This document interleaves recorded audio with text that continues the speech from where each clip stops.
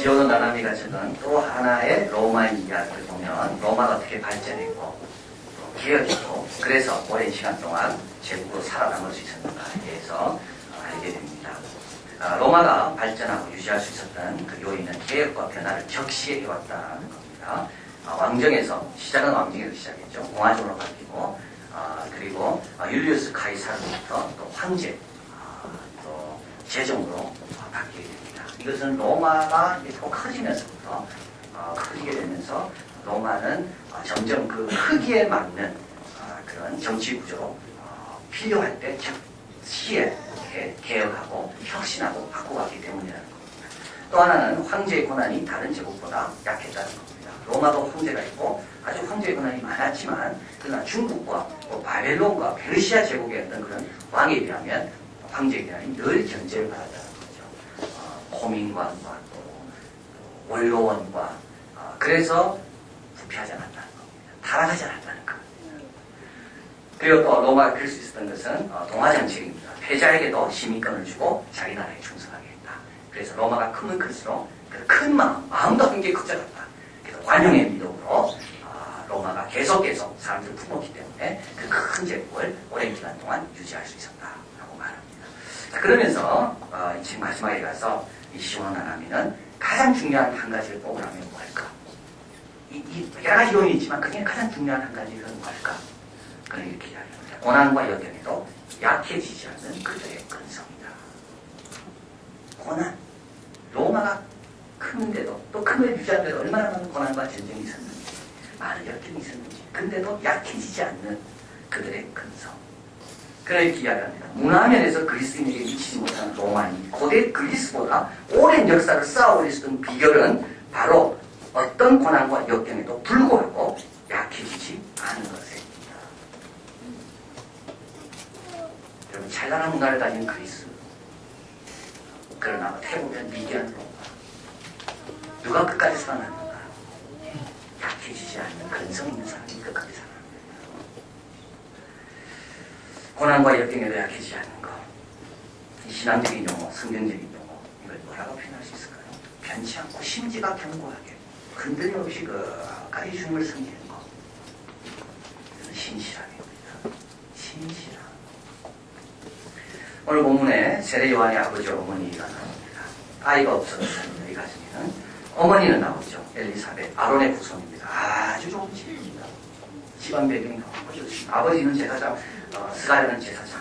참 좋은 집안. 이 두 집안이 만나서 결혼하고 지금까지 왔습니다. 예수님의 부모인 마리아와 요셉보다는 훨씬 배경이 좋고 그래서 세례 요한이 태어났을 때 예수님은 태어났을 때 목자들이 달려올 뿐이었고 그리고 그 말구육간에 예수님이 태어났지만 이 세례 요한은 아주 좋은 환경에서 태어났습니다. 모든 친척들이 다 와서 축하해주고 그 탄생을 기뻐하고 그래서 어떤 사람은 말하기를 세례 요한은 태어날 때 입술에 은수저를 물고 태어났다. 그래서 오늘 본문에서 하나님께서 세례 요한의 부모를 택한 이유 예수님의 오심을 예비하는 그 전령, 그 사자로 세례 요한을 하나님께서 어느 가정에 좀 태어나게 해야 되는데 그 어느 가정에 태어나게 할까? 그럴 때 스가랴와 엘리사벳을 택하시는데 그 택함의 이유 그것은 배경이 아닙니다. 그 이유는 뭡니까? 오늘 본문의 신실함이라고 말합니다. 하나님 앞에서 의로운 모든 규례를 지킨 부분 사람에게 하듯 하지 않고 주님께 하듯 사명을 감당한 이 부분 약해지지 않았다는 겁니다. 환경에 따라 약해지거나 환경에 따라 흔들리지 않았다는 겁니다. 그래서 하나님께서 이 부부를 택하셔서 세례 요한을 태어나게 하시고 하나님의 기하기를 막으십니다. 자, 대강절 두 번째 메시지 우리가 듣는데요. 하나님께서 이 부부를 통해 우리에게 말씀 신실해라. 신실해라. 신실해라. 똑똑해라고 말하지 않습니다. 여러분 똑똑하고 말하는 게 아닙니다. 재능이 많으라고 말하지 않습니다. 하나님 우리에게 뭘 요구하십니까? 신실해라. 신실함은 뭘까요 그러면? 신실하면 견고한 흔들림이 없는 겁니다. 환경에 따라 달라지지 않는 겁니다. 상황에 따라 태도와 행동이 바뀌지 않는 것이 신실함입니다. 오늘 본문에 가보면 5절에 이렇게 시작합니다. 유대왕 헤롯 때 이때는 좋은 때입니까? 나쁜 때입니까? 헤롯이 어떤 일을 했는데요? 헤롯은요 로마에 너무 충성하고 유대인들을 잘 다스렸기 때문에 로마에서 아주 신임한 왕이 헤롯입니다.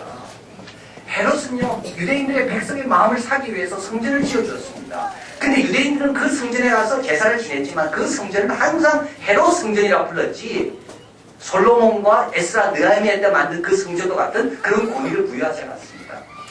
근데 이 헤롯이 어떤 일을 했습니까? 동방박사들이 찾아봤을 때 자기에게 알려주지 않고 돌아갔습니다. 그걸 알고 헤롯은 2세 미만의 아이들, 베들레헴에 있는 아이들을 다 죽인 사람이 헤롯입니다. 대제사장을 자기가 임의대로 임명했습니다. 아론의 후손이 아니더라 할지라도 자기에게 잘 보이고 자기에게 유익하겠다는 사람은 대제사장으로 임명했습니다. 성전의 질서가 무너진 겁니다.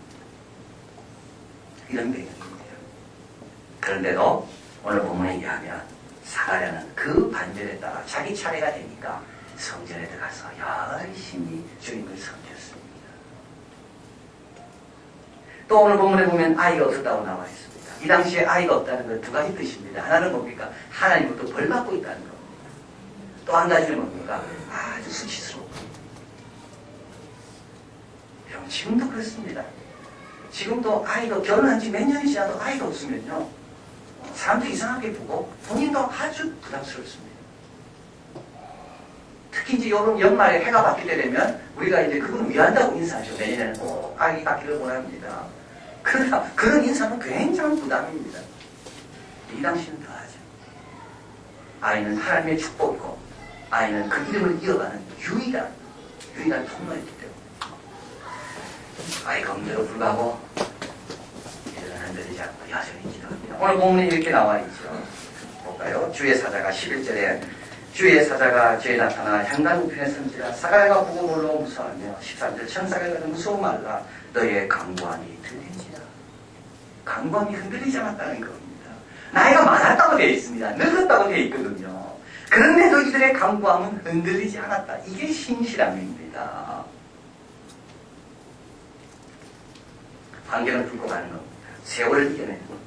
결과 임무 없이 유무에 흔들림 없이 한결같은 것. 이것이 신실함이다.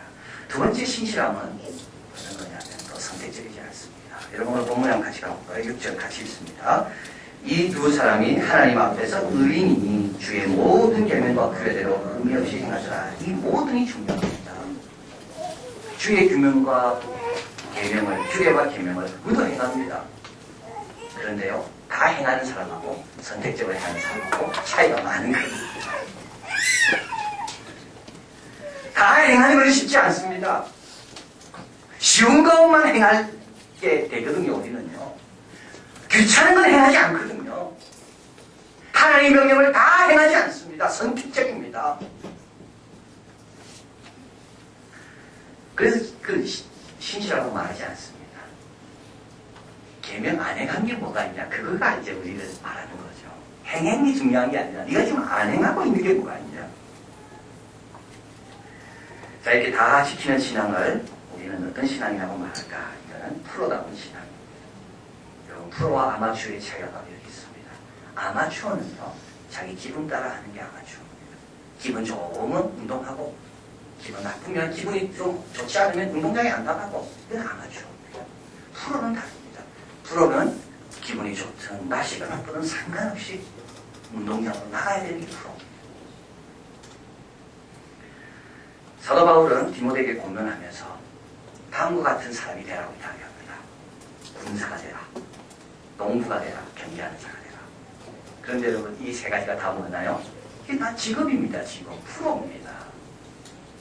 군인이요 아마추어 군인은 없습니다. 농사를 짓는 사람이 나와 있는데 이것도 뭡니까? 이 농사를 아마추어로 취미로 짓는 터밭을 갖고는 그 농사가 아닙니다. 농부가. 그리고 여기 경계하는 자가 나오죠. 경계하는 자는 이 사람이 누군가요? 멸류관을 얻기 위해서 밤낮 연습하는 프로입니다. 아마추어 신앙으로 신앙생활하는 사람이 많습니다. 여건 되면 교회 나오고 시간 나면 기도하고 여러분 그거 가지고는 신실함이라는 명단에 명부에 우리가 오를 수가 없습니다. 하나님 우리가 뭐가 되길 원하십니까? 프로가 되길 원하십니다. 하나님 나라의 일꾼으로서 하나님 나라의 일하면 뭐든지 감당할 수 있는 해야 될 때는 할 줄 아는 프로. 이게 아마추어와 차이입니다. 해야 될 때는 할 줄 아는 사람. 자, 그래서 신실함은 누군가 하면 신실함은 흔들림이 없는 사람이고요. 두 번째, 신실하면 모든 계명을 다 지키게 되는 사람이 신실합니다. 마지막으로 오늘 본문에서 또 신실함의 또 특징을 우리가 발견할 수 있는데요. 그거는 뭐냐면 우리 8절 같이 읽을까요? 마침 사가랴가 그 반열의 차례대로 제사장의 직무를 하나님 앞에 행할세. 또 하나님 앞이란 말이 나옵니다. 그 다음에 위로 쭉 올라가 보면 6절도 또 읽을까요? 이 두 사람이 하나님 앞에 의인이, 이게 신실함입니다. 하나님 앞에서 살아가는 것. 제가 사람들 앞에 일은 하지만 이 일을 하나님이 받으신다고 생각하고 일하는 거, 이게 신실함이죠. 어저께 제가 라디오를 하나 듣는데요. 그 목사님 설교에 의하면 수술하는 내용이 나왔습니다. 그래서 이분은 이게 손가락 접합 수술의 전문가 같아요. 그 교인이요. 그런데 이제 컨디션이 좋을 때 수술할 때도 있지만 갑자기 손이 배에 이게 기계에 의해서 절단되는 위기에서 온 세비가 오는 환자가 있었답니다. 근데 이제 신경들을 이제 접합시켜야 되는데 머리카락보다 얇은 이 신경을 접합시켜서 어려워서 자기는 막 가슴이 뛰고 새벽에 잠을 덜 깼고 어떻게 하면 좋을까 막 불안하고 그랬는데 수술하기 전에 이런 생각이 들더라는 거예요. 야, 이 수술을 돌아가신 아버지에게 드려야겠다. 하늘에 계신 내 아버지가 이 수술을 내가 그분을 위해서 내가 이 수술을 잘해봐야 되겠다. 그러니까 수술이 그렇게 잘 되더라는 겁니다. 그 다음부터는 이분은 수술할 때마다 이 수술을 그 환자에게 주는 게 아니고요. 이 수술을 나를 사랑하고 지금도 하늘나라에서 나를 위해 기도해 우리 아버지한테 이 수술을 드려야 되겠다. 여러분 바로 이게 그겁니다. 이게 신실함입니다. 신실함이라는 것은 이게 누구한테 가는가를 아는 사람이에요. 신실하지 못한 사람은 이게 사람한테 간다 생각하기 때문에 대강하는 겁니다. 그러면 사람도 좋아하지 않습니다. 사람도 다 알아봅니다. 야, 저 사람 신실하지 않구나. 우리는 착각합니다. 사람을 속일 수 있다고. 사람 못 속입니다, 여러분. 그건 자기 혼자 생각해요. 사람 절대 안 속습니다. 이 사람이 신실하게 나를 대하는가, 건성으로 대하는가, 금방 알아봅니다. 근데 그것을 극복할 수 있는 길은 딱 하나입니다. 하나님 앞에 내가 하듯이 하자. 왜냐하면 사람을 자꾸 생각하면 우리가 착각하거든요. 사람을 속일 수 있다고. 그런데 오늘 본문에서 엄청나게 중요한 걸 이야기하는데 왜 죽게 하듯 해야 되는가 하면 이 신실함의 보상은 주님이 주시기 때문에 그렇습니다. 사람은 신실함의 보상을 못 줄 경우가 많이 있습니다. 신실한 사람의 보상을 누가 주는가 하면 오늘 본문에서 우리 주님이 주신다는 겁니다. 그래서 죽게 하듯 해야 되는 겁니다. 오늘 본문을 보면요. 스가랴와 엘리사벳은 신실했습니다. 죽게 하듯 하고 모든 규례를 지키고 그리고 또 헤롯이 어떻게 나오든 다른 사람이 어떻게 하든 내 할 바를 정성껏 하는 겁니다. 그러니까 하나님이 어떻게 하시나요? 하나님께서 축복하시고 어떻게 축복합니까? 성소에 들어와 섬길 수 있는 기회를 주십니다. 여러분 이게 제비 뽑았죠? 이 제비 뽑았다는 말은 하나님이 그 사람이 들어오기를 원하신다는 말입니다. 제사장은 15,000명이 있었는데 그 가운데 대제사장은 지성소에만 1년에 한 번 들어가고 나머지 모든 제사장들은 가장 이들이 들어갈 수 있는 최고의 영광의 자리는 이 성소, 이 향을 피우는 겁니다. 근데 그 너무 모든 사람이 다 들어가고 싶어하고 하나님이 누구를 택하는지 알아야 되기에 제비 뽑기를 택한 겁니다. 제비를 뽑으니까 드러납니다. 누가 들어갑니까? 신실한 자가 뽑히는 겁니다. 신실한 자에게 하나님이 길을 주시는 겁니다. 왜 하나님께서 노아를 택하셨을까요? 죄가 악이 관영했지만 노아는 의로웠다 되어 있습니다. 왜 하나님은 다윗을 택했을까요? 왜 하나님은 요셉에게 승리의 길을 줍니까? 보디발의 아내를 과감하게 거절할 수 있는 그 신실함. 여러분 신실한 자에게 상이 분명히 있는데 그 기회입니다. 그래서 사도 바울은 말합니다. 하나님의 집에는 은그릇, 금그릇, 나무그릇, 동그릇 많이 있지만 이런 것에서 자기를 깨끗하게 하는 자에게는 주인의 쓰임에 합당하게 되고 모든 선한 일에 예비함이 된다. 두 번째로 또 하나님께서 신실한 자에게 어떤 상을 주는가 하면 주님 가까이 드십니다. 여러분 여기 성수가 나옵니다. 본문에 한번 가볼까요? 이 두 종류의 사람이 이게 나오죠. 9절에 제사장의 전례를 따라 제비를 뽑아 주의 성수에 들어가 분향하는 스가랴가 나옵니다. 10절에 같이 읽습니다. 모든 백성은 그 분향하는 시간에 밖에서 기도합니다. 안에 들어와 있는 사람이 있고 밖에 있는 사람이 있습니다. 주님께서 우리를 가까이 두고 싶어 하는 사람이 있는가 하면 때로는 너는 아직 멀었어. 이걸 해야지만 내가 너를 좀 가까이 두고 싶어 하는 사람이 있습니다. 가까이 오니까 주의 음성을 듣지요. 가까이 오니까 주님의 비밀을 알게 됩니다. 가까이 오니까 천사도 만나게 됩니다. 주님은 누굴 가까이 두시나요? 누가 주님 가까이 가합니까? 기도를 해도 지속적으로 기도하는 사람입니다. 말씀을 읽어도 지속적으로 말씀을 읽는 사람에게 주님은 말씀의 비밀을 가르쳐 준다는 겁니다. 왜 깊이가 없습니까? 왜 나는 깊이 체험이 없는가? 내가 얼마나 신실했는가 생각해 봐야 됩니다. 내가 얼마나 시작은 잘하면서 지금까지 유지하고 있는가를 생각해 봐야 됩니다. 몇 년 전에 그 플로리다 갔을 때 그 에디슨의 그 실험실, 그 겨울 실험실 간 적이 있습니다. 에디슨은 원래 디트로이트에서 그 헨리 포드하고 같이 있다가 이제 거기 디트로이트는 추우니까 겨울에 이제 이 플로리다 이 네이플스라는 곳에 내려와가지고 거기에서 이제 실험실을 짓고 이제 실험하는 겁니다. 겨울 동안 이제 북쪽의 겨울을 여름달에 하는 거예요. 거기서 에디슨이 한 유명한 말을 제가 봤습니다. 그게 뭐냐면 위대한 생각은 머리에서 나오지 않고 근육에서 나온다. Great idea는 브레인에서 오지 않고 머슬에서 온다. 하나님의 깊은 진리도 마찬가지입니다. 여러분 머리에서 오지 않습니다.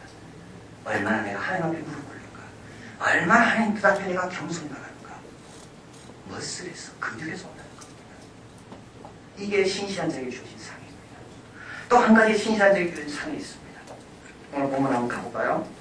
여기 보면 17절 같이 있습니다. 저가 또 엘리야의 심령과 능력으로 주 앞에 앞서가서 아비의 마음을 자식에게 거스린 자를 의인의 슬기에게로 돌아오게 하고 주를 위하여 세운 백성을 예비하리라. 여러분 좀 이상하죠? 왜 이상하냐면 자식의 마음을 아비에게로가 나와야 정상입니다.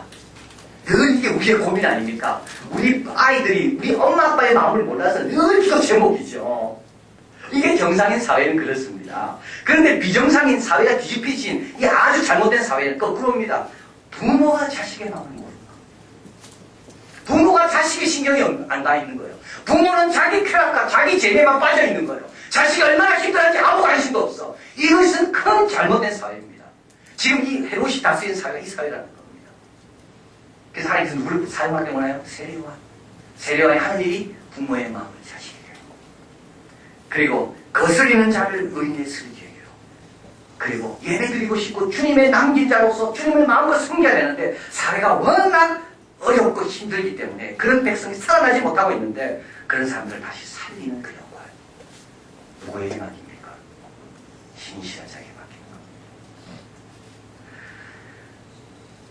맡깁니다. 저는 저번에 그 뉴질랜드 갔다가 그 평양 과길에 지금 총 그 공사를 맡아서 이제 진행해가는 정지영 교수님 만났습니다. 이분은 평양 공항에서 제가 만난 적이 있습니다. 그래서 제가 이제 평양을 갔다 온 경험이 있기 때문에 이제 그분에게 솔직히 물었습니다. 제가 북한을 가기 전에는 북한 생각만 하면 눈물이 나고 북한 영혼들 생각하면 막 가슴이 메리지고, 야 북한 땅을 복음화 시켜야 되는데 막 찬양도 기쁘지 그랬는데 북한을 갔다 오고 나니까 가슴만 답답하고 오히려 북한 사람들이 겁나가지고 그 사람 안 만나니까 너무 속이 시원하고, 정말 그렇더라고요. 북한을 떠나서 신앙에 딱 도착하니까 날아갈 것 같이 자유롭더라고요. 그래서 제가 말 물었습니다. 우리 교수님은 어떻게 생각합니까? 나는 정말 북한만 생각하면 눈물보다는 이거 너무 답답함이 느껴진다. 그분이 아무 대답도 안 해요. 그리고 저에게 책 한 권 속에 있습니다. 나는 21세기의 이념의 유목민이라는 책. 김현식 교수가 적은 책.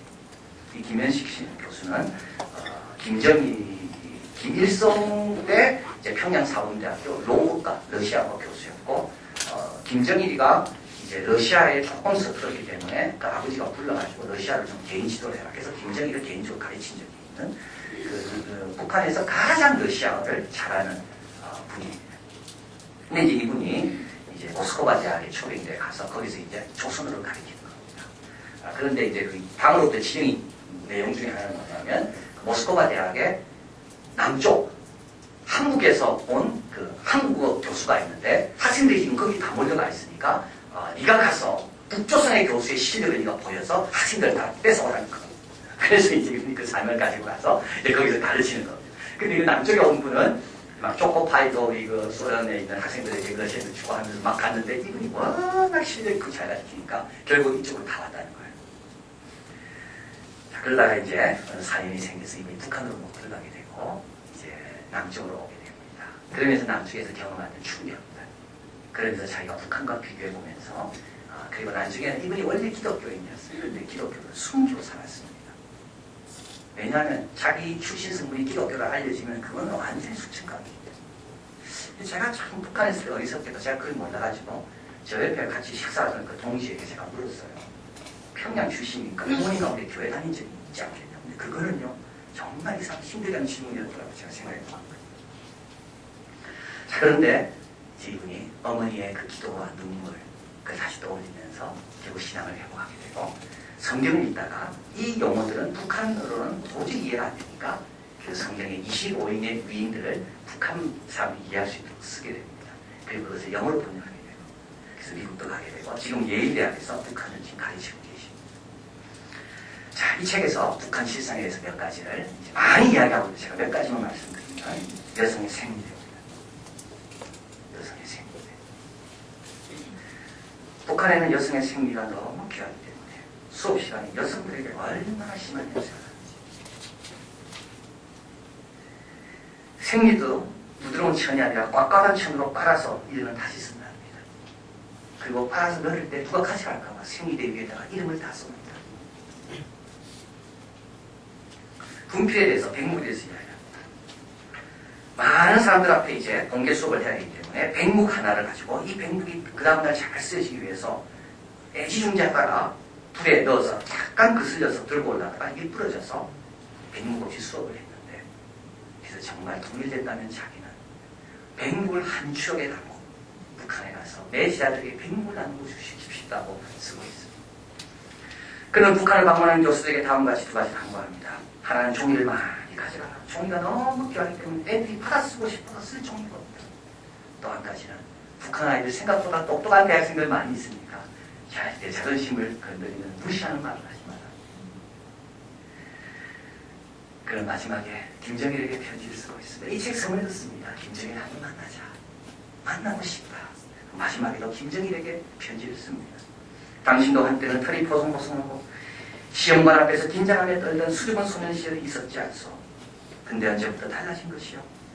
나는 가슴이 아프고 나는 이미 70살이 넘었어. 하루가 다르게 힘이 빠진 걸 느낄 수 있어. 내가 더 이상 늙기 전에 내가 너무 늙어.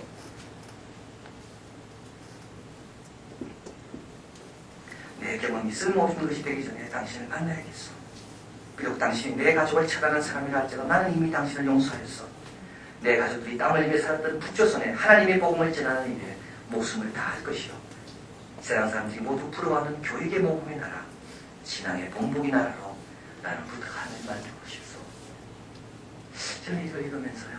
이 책은 기독교 서적에서 나온 책이 아닙니다. 김명사에서 나왔습니다. 제가 이 책을 읽으면서 오늘 이 구절이 생각났습니다. 아비의 마음을 자식에게, 거스린 자를 의인의 슬기에게,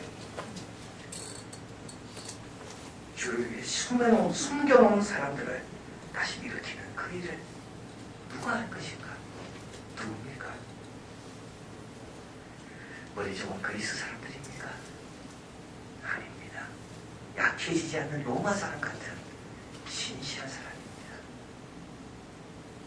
여러분 어느 정도 신실해져야 됩니다. 하나님께서 북한의 땅의 아픔을 보시고 사람을 찾고 있는데 신실한 사람이 없어서 기다리지 않는지, 기다리는 건 아닌지 흔들리지 마시고 모든 일에 순종하고 하시고 상 주시는 주님을 바라보고 최선을 다하십시오. 어두운 땅을 복되게 만드는데 여러분 가정을 사용할지 모릅니다.